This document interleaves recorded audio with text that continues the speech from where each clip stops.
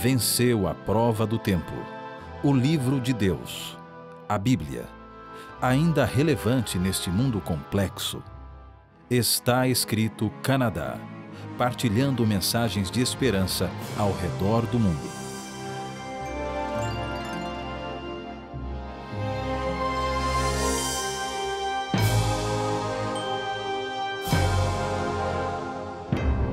Muito bem-vindo a mais um programa do Está Escrito Canadá. Meu nome é Evaldo Vicente e é um prazer estar aqui com você. Obrigado por estar nos assistindo. Eu tenho um convidado aqui, querido, meu amigo, o pastor Edgar Nunes. Obrigado por estar aqui conosco. É sempre um grande prazer poder estudar a Bíblia consigo.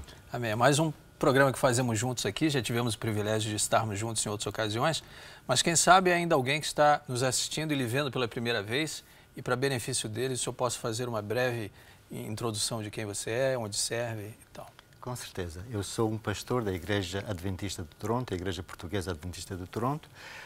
Tive o privilégio de viver na África do Sul por muitos anos e nasci em Angola. Muito bem. Muito obrigado. O nosso assunto hoje, e como sempre a gente vai sempre buscar respostas na Bíblia, né? O nosso assunto hoje, num dos programas dessa nossa série aqui, nós falamos sobre a maneira como Jesus vai voltar.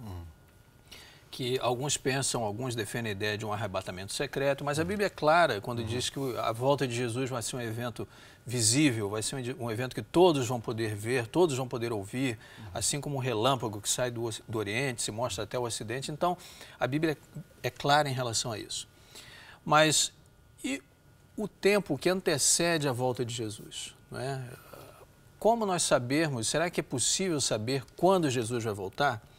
O próprio Jesus diz na Bíblia que o dia da volta dele ninguém sabe, nem mesmo os anjos, né? Mas é possível saber quando nós estamos perto da volta de Jesus? Será que é possível saber em que tempo Jesus está realmente prestes a voltar? Será que a Bíblia nos dá essas indicações, esses sinais? Com certeza. Deus, no seu infinito amor, revelou, deu-nos alguns sinais para que nós possamos conhecer a proximidade da vinda de Cristo. Termos uma ideia da proximidade da vinda de Cristo. Então, em Mateus 24, ele nos dá vários sinais sobre a vinda de Cristo. Agora, que Jesus vai voltar, ele vai. Isso aí é certo. Precisamente. Né? João capítulo 14, verso 1 a 3. João capítulo... Deixa eu ler esse aqui para a gente começar, porque é clara a orientação na Bíblia, é clara a revelação bíblica de que Jesus vai voltar. É uma promessa bonita. Uma promessa bonita. João 14, 1 a 3. Não se perturbe o vosso coração. Creiam em Deus, creiam também em mim. Na casa de meu pai há muitos aposentos. Se não fosse assim, eu lhes teria dito, pois vou preparar-vos lugar. E se eu for e lhes preparar lugar, voltarei e os levarei para mim mesmo, para que estejam onde eu estiver. Portanto, é claro aqui, é evidente, é bem clara a revelação de que Jesus vai voltar, não há dúvida. Ele prometeu e vai retornar. Este versículo também fala sobre o propósito da vinda de Cristo. O propósito da vinda de Cristo é que Deus quer que os seus filhos estejam na sua proximidade. Assim como o pai anseia por volta de certas alturas do ano ter os filhos na sua casa, Deus anseia ter nós na sua presença. E esse é o propósito da sua vinda, para que nós possamos estar na presença dele. Amém. Eu sonho com esse dia. Creio que você também. Agora, Jesus vai voltar, é certo, ele prometeu, a Bíblia revela isso, é clara em relação a isso. Mas como nós dissemos no começo, vamos tentar descobrir na Bíblia quais são os sinais que vão indicar o dia e a hora. Nós não podemos saber, nós não temos como pegar o calendário e marcar, olha, nesse dia, embora muitos já tenham tentado fazer isso, né, determinar um dia para a volta de Jesus, é nesse dia que ele vai voltar, é nessa hora, é nesse mês, isso nós não podemos fazer. Mas podemos saber quando estamos realmente próximos da volta de Jesus.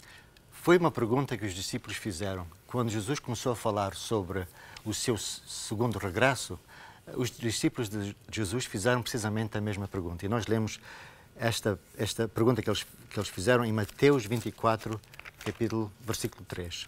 Mateus 24, versículo 3. Tendo Jesus se assentado no Monte das Oliveiras, os discípulos dirigiram-se a ele, em particular, e disseram: diz-nos, quando acontecerão estas coisas? E qual será o sinal da tua vinda e do fim dos tempos?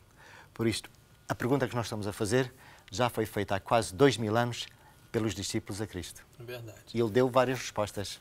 E o interessante é que Jesus, isso aqui aconteceu imediatamente após Jesus estar saindo do templo. Jesus disse assim, olha, não vai desse templo aqui não vai ficar pedra sobre pedra. Né? E os discípulos entenderam aquilo como sendo o anúncio do fim do mundo. E eles perguntaram, mas então quando é que isso vai acontecer? E diz pra gente quando vai ser o fim do mundo para a gente se preparar.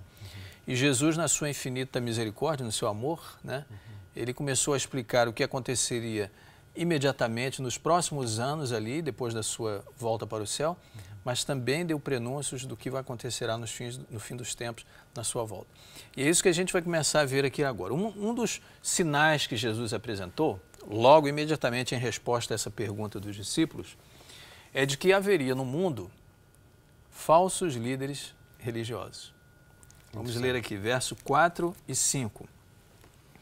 Ele diz assim, e lhes respondeu Jesus, vede que ninguém vos engane, porque virão muitos em meu nome, dizendo, eu sou o Cristo, e enganarão a muitos.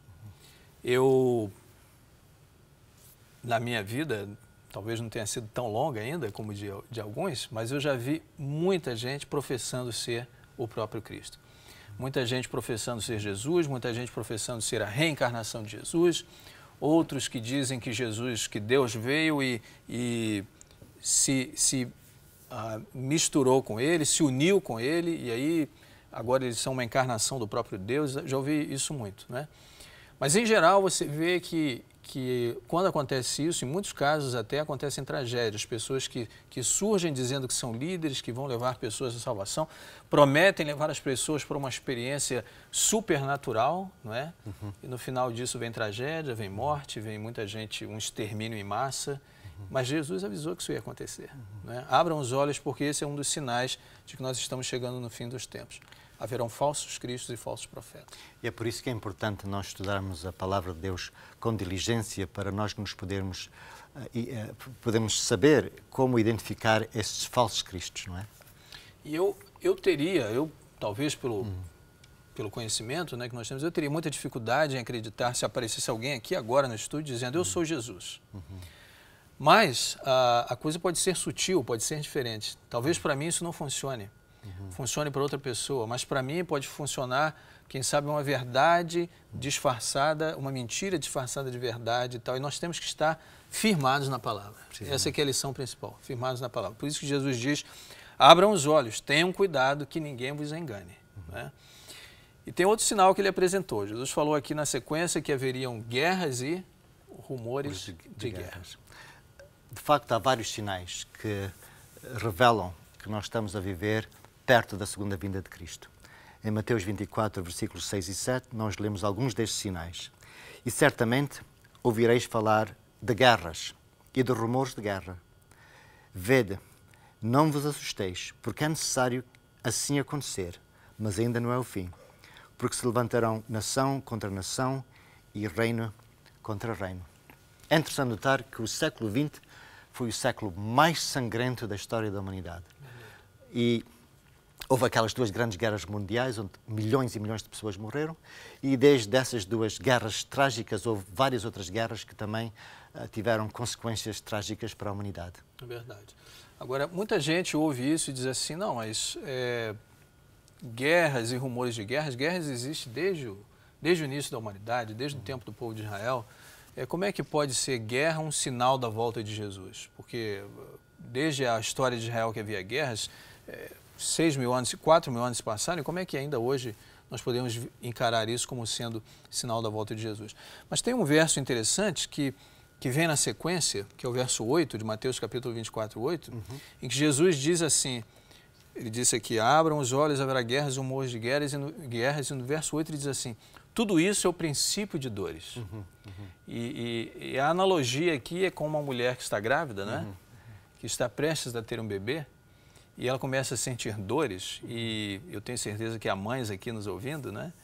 É uma experiência que eu nunca vou ter, mas há mães aqui nos ouvindo e que elas sabem que quando está chegando a hora de ter o bebê, não só as dores aumentam em intensidade, como aumentam também em frequência, né? Na quantidade. Então é isso que Jesus está dizendo aqui. Guerras, sim, sempre houve guerras. Rumores de guerra, sim, sempre houve rumores de guerra. Mas à medida que nos aproximarmos da volta de Jesus, essas guerras vão aumentar em intensidade, haverá mais extermínio, haverá mais morte, mais destruição, e vão aumentar também em frequência, cada vez mais guerras. E espero que Jesus volte logo, logo, logo, porque senão o século XXI vai ser muito mais sangrento do que foi o século XX, o século mais sangrento da história. Isso é verdade. Quais sinais mais Deus apresenta na Bíblia? Lucas capítulo 11, 28. É de facto algo que nós podemos observar nas nossas vidas diárias. Haverá homens que desmaiarão de terror e pela expectativa das coisas que sobrevirão ao mundo, pois os poderes dos céus serão abalados. Vivemos em momentos de grande ansiedade, em que a humanidade está muito incerta do que está para acontecer. Então, vivemos num momento em que muitas pessoas sofrem de ansiedade, de medo daquilo que está para acontecer. Então, é uma realidade que nós podemos observar nas nossas famílias, nas vidas dos nossos amigos, etc, etc. É um mundo de mudanças muito rápidas, né? Às vezes você vê grandes empresários, têm grandes empresas, têm muito dinheiro, muitos recursos, e de um dia para o outro há uma quebra na bolsa, há uma quebra na empresa, o mercado muda. A gente vê hoje em dia que algum problema econômico que aconteça lá na China, do outro lado do mundo, no Japão, afeta a economia aqui, às vezes num país pequeno da África, afeta a economia mundial. Então é um mundo muito aterrorizante que nós vivemos, que as pessoas têm medo, têm incerteza daquilo que vai acontecer, né? E além disso tudo, vários acordos de paz que são feitos, né, e que a gente vê que não são respeitados. Se a gente fosse citar aqui as guerras que eu conheci, que eu vi só no meu tempo de vida, né, a gente passaria aqui o programa inteiro citando essas guerras, desde a guerra do Vietnã, que talvez seja a primeira que eu me lembre quando era criança, até os dias de hoje, muitas guerras. Toda hora estoura uma guerra. E sempre há na sequência da guerra, no rastro da guerra, vem um tratado de paz. Agora nós vamos ter a paz. E reúnem-se eruditos, reúnem-se sábios, reúnem-se políticos, gente do mundo inteiro, diplomatas se assentam, assinam tratados de paz e não resolve nada. A Bíblia tem um aviso para conosco sobre este assunto. Em primeira epístola de Paulo aos Tessalonicenses, capítulo 5, versículo 3, nós lemos o aviso que Paulo nos dá. Quando andarem dizendo paz e segurança, eis que lhes sobrevirá repentina destruição. Ora, um aviso. A humanidade faz profecias, por assim dizer, de que haverá paz e segurança. Mas Deus nos disse que subitamente toda essa paz e segurança poderá desaparecer. Isso aqui é importante e eu queria destacar isso para o nosso amigo, para o nosso ouvinte, telespectador, aqueles que estão nos acompanhando, porque a Bíblia, ela nos dá realmente os sinais, ela nos aponta aquilo que vai acontecer. Então, que ninguém seja pego de surpresa. Você vê acordos de paz sendo assinados e sendo pisoteados, sendo completamente negados no dia seguinte, não se assuste. São sinais de que Jesus está para voltar. A Bíblia prevê isso, né? Eu creio que o que a Bíblia está a querer dizer é que nós não devemos depositar a nossa confiança absoluta nos acordos que nós, seres humanos, fazemos, pois nós temos essa capacidade de nos trair. De trair a nós mesmos. É verdade. Outro sinal que Jesus apresentou aqui nesse discurso com os discípulos, nessa conversa com os discípulos, está no verso 7. Eu queria ler aqui. Haverá fomes, no finalzinho do verso 7, no capítulo 24. Haverá fomes e pestes e terremotos em vários lugares. Mais uma vez, é como sempre houve isso. Sempre houve fome, sempre houve pestes, doenças, terremotos, calamidades. Mas cada vez mais a gente ouve falar disso, cada vez mais a gente vê. É uma triste realidade que num mundo que é tão próspero, que existe tanta alimentação, que ainda existam tantas pessoas a passarem fome, não é? É uma reflexão da nossa inabilidade de trazer justiça ao mundo. Mas é a realidade. Nós lemos os jornais e diariamente nós ouvimos falar de fomes. Por exemplo, agora estamos a ouvir as pessoas que vivem na Síria estão a passar muita fome. Há pestes, pestilências, há terremotos.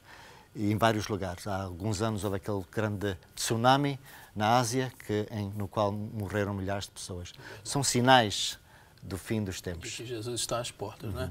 Eu ouvi outro dia alguém comentando que, se você considerar que, por exemplo, só a quantidade de cristãos que existe no mundo, se houver talvez hoje 2 bilhões de cristãos no mundo, se esses 2 bilhões de cristãos resolvessem realmente viver na prática o amor de Jesus e ajudar o próximo, não é? Eu acho que acabaria a fome no mundo, seria possível acabar. Eu creio que Mas sim. existe tanto interesse, tanta ganância por parte do ser humano, e isso envolve todas as classes da sociedade, né? Cristãos e não cristãos, políticos e não políticos, gente da sociedade. É tanta ganância, tanto interesse, que acaba se não resolvendo esse problema, né? A gente pode resolver problemas talvez mais complicados, mas quando chega na hora de resolver o problema da fome, é uma vergonha que ainda haja tanta gente passando fome com tantos recursos que o mundo tem para oferecer, né? E, Valdo, essa ganância é mais um sinal sobre o fim dos tempos. Nós lemos em 2 Timóteo, capítulo 3, versículos 1 a 4, uma descrição que é bem contemporânea, que reflete a natureza na nossa existência do dia a dia. O apóstolo Paulo nos diz: saiba disto, nos últimos dias sobrevirão tempos terríveis. Os homens serão egoístas, serão avarentos, presunçosos, arrogantes, blasfemos, desobedientes aos pais, ingratos, ímpios, sem amor pela família, irreconciliáveis, caluniadores, sem domínio próprio, cruéis, inimigos do bem, traidores, precipitados, soberbos, mais amantes dos prazeres do que amigos de Deus. Nós estamos a viver várias crises económicas, que ao fundo dessas crises não está uma ineficiência económica ou política, mas está a natureza humana, que é egoísta, que é avarenta, que quer o máximo para si mesmo, negligenciando as necessidades que os outros seres humanos tenham. Eu espero chegar um dia no céu e ter o privilégio de conversar com Paulo, uma das pessoas com quem eu quero conversar, e perguntar a ele se, porventura, ao escrever isso aqui, em visão profética, ele foi levado a ver os nossos dias, porque isso aqui é o quadro exato, é um retrato exato do que nós estamos vivendo nos dias de hoje, né?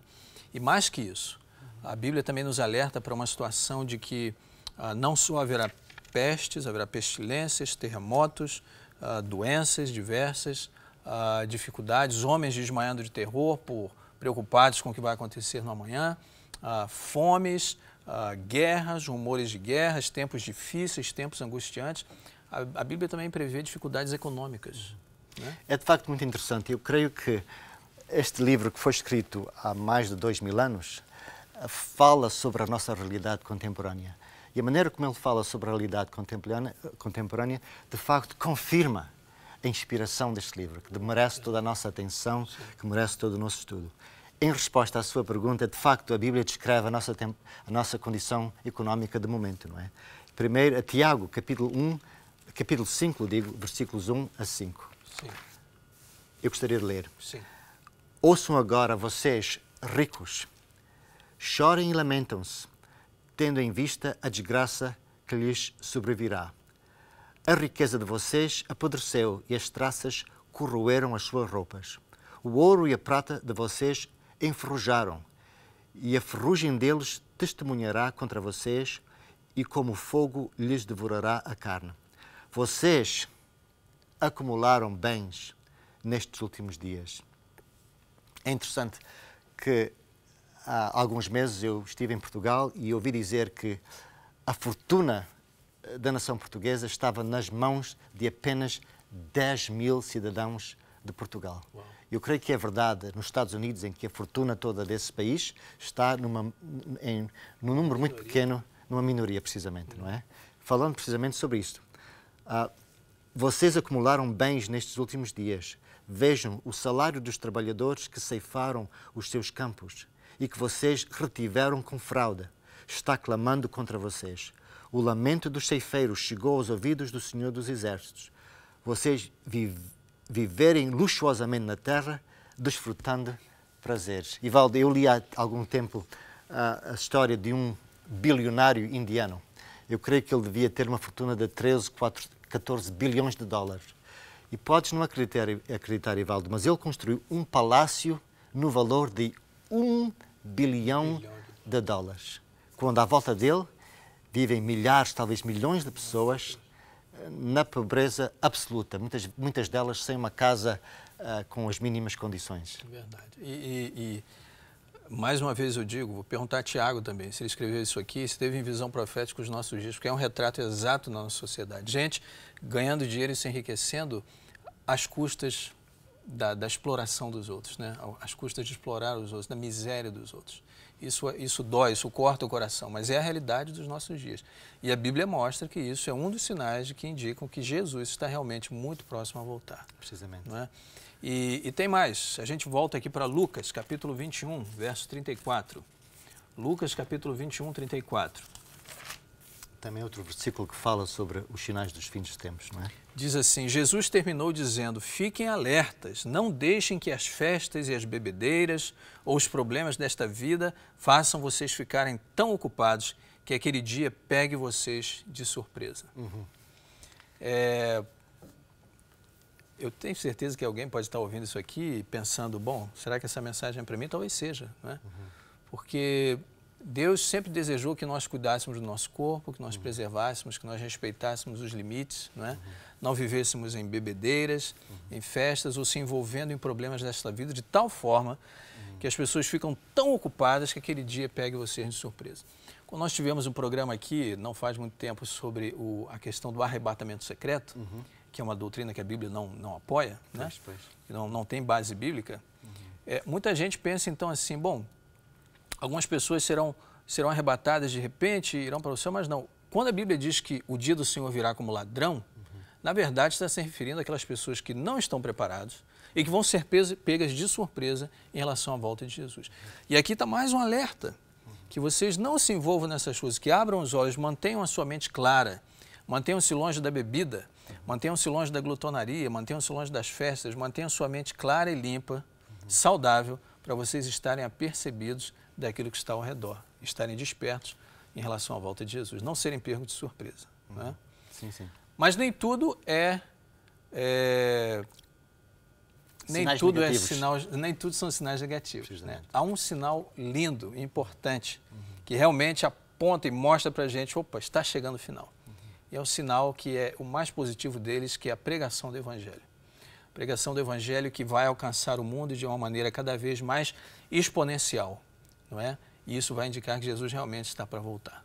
É um privilégio que todo cristão pode ter de compartilhar as boas novas do Evangelho com o vizinho, com o familiar, com um colega de trabalho, e é a pregação do Evangelho mesmo que Jesus fala aqui em Mateus 24, 14. E será pregado este Evangelho do reino para todo o mundo, para testemunho a todas as nações. Então virá o fim. Mesmo aqui em Toronto existem pessoas oriundas de vários lugares do mundo, do Médio Oriente, da Ásia, de África, e nós temos a oportunidade de pregarmos o Evangelho a todas essas pessoas. Nós temos muitas notícias do que está a passar no Médio Oriente, mas talvez uma coisa que seja menos conhecida é que, de momento, nos últimos, não sei, 10, 20 anos, o Evangelho está a ser pregado de uma maneira muito poderosa no Médio Oriente, através da televisão e do rádio. É algo incrível que está a acontecer, que milhares de pessoas no Médio Oriente estão a ouvir a pregação do Evangelho. Amém. É mais um sinal sobre a vinda de Cristo. Amém. Pois essa é uma notícia positiva, é um dos sinais. Às vezes a gente olha assim, bom, essa é uma das condições para que Jesus volte. Isso aqui é importante fazer essa distinção. Uma das condições para que Jesus volte é que o Evangelho seja pregado no mundo inteiro. Mas, ao mesmo tempo, é um sinal. Porque hoje nós estamos vendo o Evangelho invadindo e crescendo cada vez mais ao redor do mundo, e este é um sinal de que virá o fim, porque a Bíblia diz, assim que o Evangelho alcançar o mundo inteiro, virá o fim.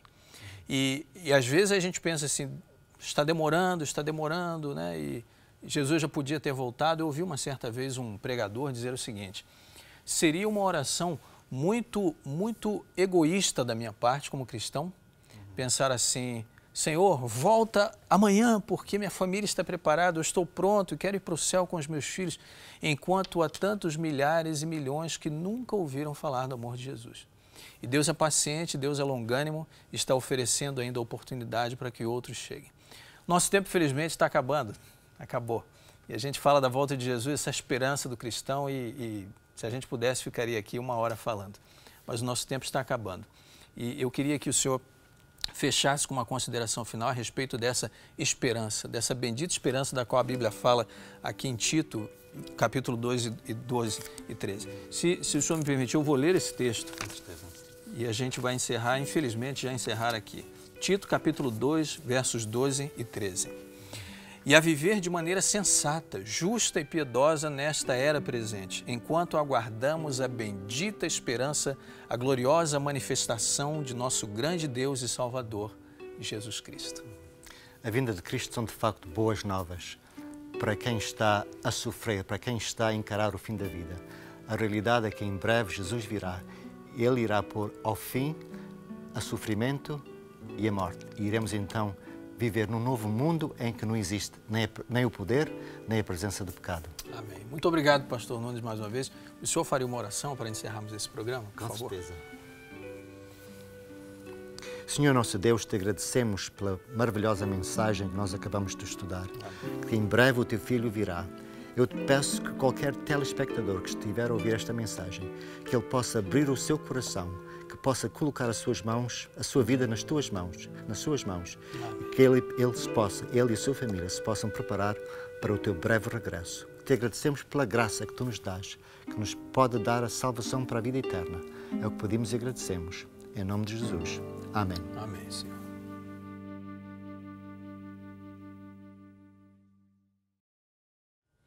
Mais uma vez, obrigado por ter estado aqui conosco. Chegou ao fim mais um programa do Está Escrito Canadá, mas eu espero vê-lo na próxima vez. Obrigado, pastor Edgar, por ter estado aqui conosco mais uma vez. Deus continue abençoando o seu ministério. E você pode acompanhar o nosso site, estaescrito.ca, e baixar informações lá, lições para estudar a Bíblia. Você pode também visitar o nosso canal no YouTube, youtube.com/estaescritocanadá. E além disso, eu espero vê-lo no nosso próximo encontro aqui. Mas até lá, lembre-se, nem só de pão viverá o homem, mas de toda palavra que procede da boca de Deus.